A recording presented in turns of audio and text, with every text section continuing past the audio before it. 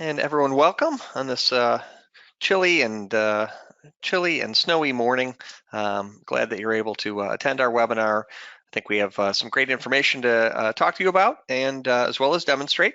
And I'll be one of the voices that's kind of helping Tim as we go through, as we're both co-presenting on this topic. Tim? So, kind of where this was all leading is, the work silos. So if you're doing things ad hoc or, using different applications, you're getting yourself into siloed information where it's not being shared in the most efficient way. So for those of you who haven't seen Teams, there's some real Teams-specific lingo. So in the Teams application, what does Teams mean? That's really a site, and a Teams site would have something called channels. So you can have channels under a site, and then within those channels, you can have what's referred to as tabs. So Tim, give me an example of a team. Like a team might be what, marketing, like a department level? Might be a department. Okay, and then give me another example of a team. So, under your marketing channel or site, you may have a channel for your new website. So that would be a Teams site with a sub-channel, or sales sheets would be another channel in your marketing site. Right. Okay. So it requires a little organization up front to determine, what kind of teams you're going to want, and this will be part of the governance conversation we'll have here shortly. So now for the fun part, we'll see how this works since I crashed right before this started. So I'm going to try to demo some of these features, just kind of walk you through the application and show you some of the things that are in there. So chat, voice, calendar, and then ultimately collaboration, because that's really what this is all building toward. And specifically, I'm going to walk you through the site that we used to create this presentation. So let's try. And while he's going to that, the whole goal of, what we're going to later talk about is envisioning and readiness. The goal is to figure out what your use case is, right? And we've shown you a number of instances. I think there's absolutely a use case around voice. Yes, we want this to be our phone system. That doesn't necessarily mean that's how you want to leverage it, right? You can use this for conferencing, and this can be your conferencing provider, and go replace the GoToMeetings and the WebExes of the world. And very shortly, that might be a use case for us.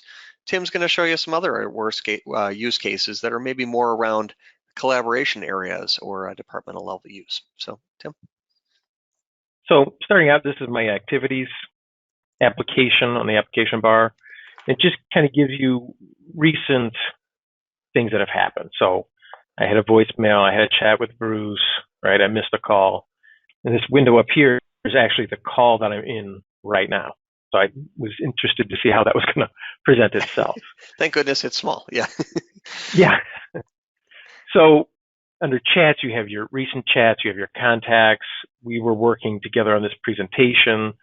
And so Bruce had referred to this read receipt over here. So it's just a little icon, and you can hover over it and see that everyone was able to read that, which is nice to know, because chat sometimes leaves you hanging and you don't know if that's been received or not. So chat's very straightforward. Right up at the top, you can do a new chat. It'll pull up a contact list, and you can just type in the person. One of the nice things from this chat window, though, is you can jump right to a video call, a phone call, share your screen. You can add people to that chat. So this, right, it's telling me there's already 4 people in this chat, but you can add somebody else to it. Great way to get people caught up. We'll jump over Teams. We'll go over to my calendar here. Exact same calendar I have in Outlook, but all the ones that say Teams meetings are the ones that you can join right through the application. Again, you can do an ad hoc meeting by clicking Meet Now. You can schedule a meeting here. There's some neat scheduling features that let you schedule resources that will automatically select openings in calendar windows. Calling. So here's the conference ID number that I was frantically typing in, trying to get joined to the conference. All my contacts are here. My My call history is all right here. I don't have to jump out, don't have to do anything else. I actually got a voicemail as we were in this call, so I'll have to check that when we're done. And then I added a planner app here. We started to play around with this. So tasks that I've assigned to myself, things that I've gotten completed. Wish I could get rid of that. Put Yeah, it over here. well, it's the in Skype they called it the call bar, if you will, and so they carried over some of that functionality and added a little bit there in terms of dial pad and but yeah, for the purposes you weren't intending to use the audio through Teams, but you had to, and I'm glad that Teams was there for you. And so, with this planner, and let me just tell you a use case that we found. So Planner, I don't even know the fact that I'm in Planner, but as a marketing department, we've got a number of things that we need to look at quite often. There's feedback, and there's several people that need to provide that feedback.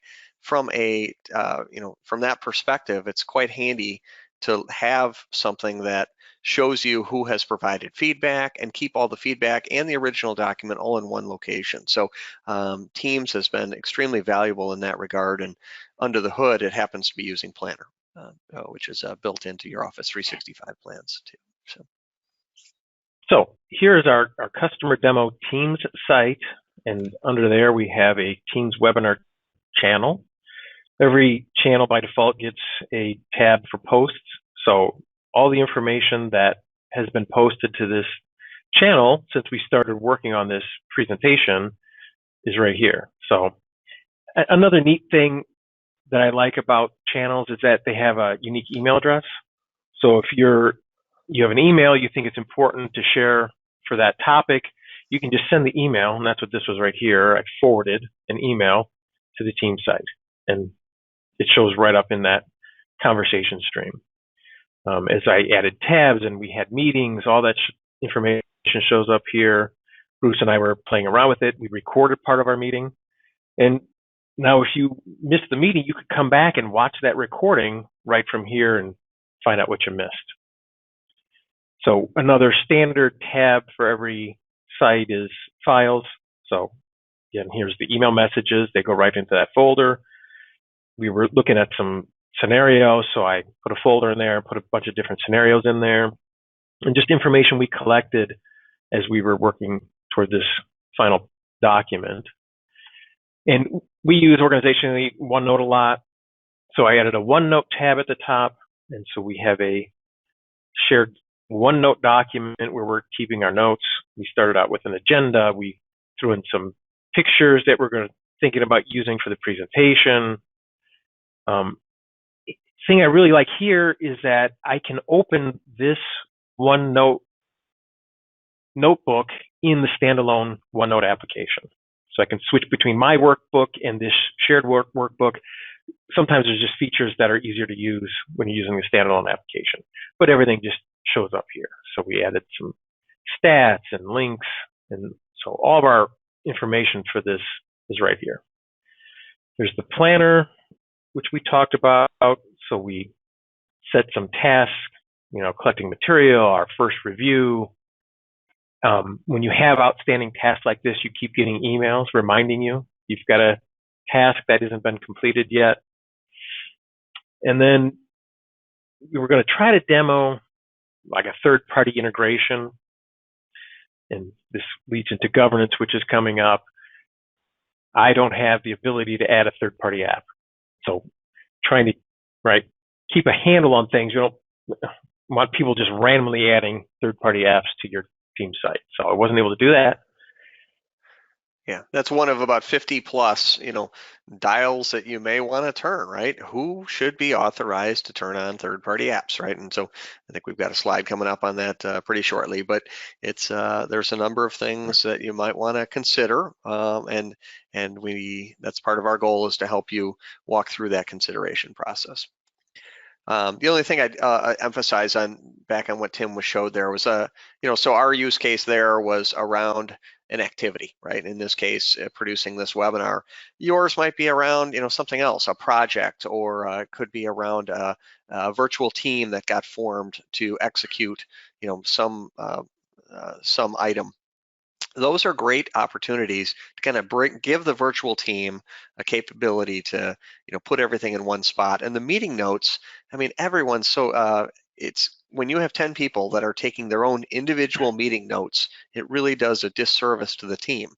If you're taking team meeting notes and storing it in the team's location, it's a much more efficient way to, I think, operate, so that you have one version of the truth, if you will, coming out of the meeting. And so here's the PowerPoint presentation as a tab in our channel for our team site. So you can actually edit this right here in this window. You can open it up in the application. And so everybody's on the same page. We're all seeing the same information. Yeah, we had 4 or 5 people that produced slides for this webinar. So obviously, from a consistency perspective, it was helpful to have someone in charge of that. But otherwise, the content really was a co-collaboration capability here. All right. We're going to jump back now to where I was. Here we are. Let's start with the envisioning and readiness piece. Let's look at how to get started. So part of our service, is to connect with companies and walk through some of these concepts, look at use cases, demo the application. What are you using now to collaborate? Whose responsibilities is it? So sit down, have a meeting, go through these topics, and kind of start working on that plan to get you going. So we've kind of broken it down into 3 areas: the discovery, the design. And essentially, Microsoft has some guidance in this space. We've aggregated that guidance into our own workbook, and we're essentially walking through it, very similar to when we've done Office 365 engagements, right? But this is obviously focused on Teams. The aspects that we need to discover are probably relevant to what aspects of Teams you might want to unfold this for.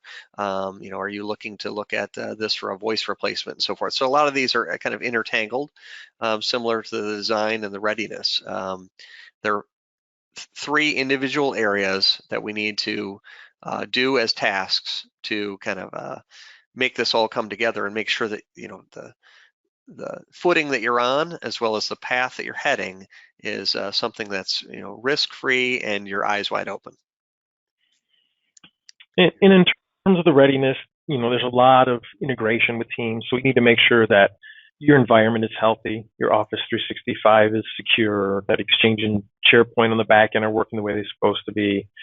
If you don't have a synchronization environment right now, that you're going to limit your functionality. It's just some real high level network readiness. If you're just going to be using it for chat, your network requirements are much different than if you're doing full voice and video. So go through this process. We're going to walk you through. We're going to meet and check the boxes and produce a report at the end that really is going to get you ready for that next step. So hopefully you've targeted your deployment around a specific feature. It could be something as simple as we want to replace Skype and we want to use Teams for chat. It could be as complicated as we want to pull out our PBX and put in Teams voice. Or it could be, document sharing. We're using a file share now, but we want to create Teams sites and channels and have our collaboration defined that way. So we'll sit down with you. We'll walk through scenarios. We'll, analyze your needs and come up with some outcomes and use cases. Assign, people on your end that are going to be the sponsors and work with you to get ready for that next step. So our elements of that are turnkey. Your elements of how you embrace it and maybe what your vision is the not turnkey part, and that's the part we need to talk about.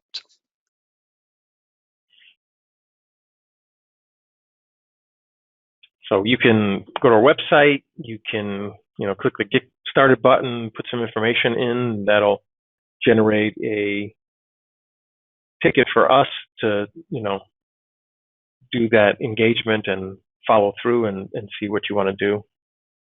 you have an account manager already, obviously follow up with them, but know that our go-to-market, if you will, relative to teams, is to get started around envisioning and readiness. Again, we'll make it as turnkey as possible based on your scenario, but we think that getting started on the right footing is important, and covering off on what's possible under governance and so forth is a phase, right? And certainly part of your readiness.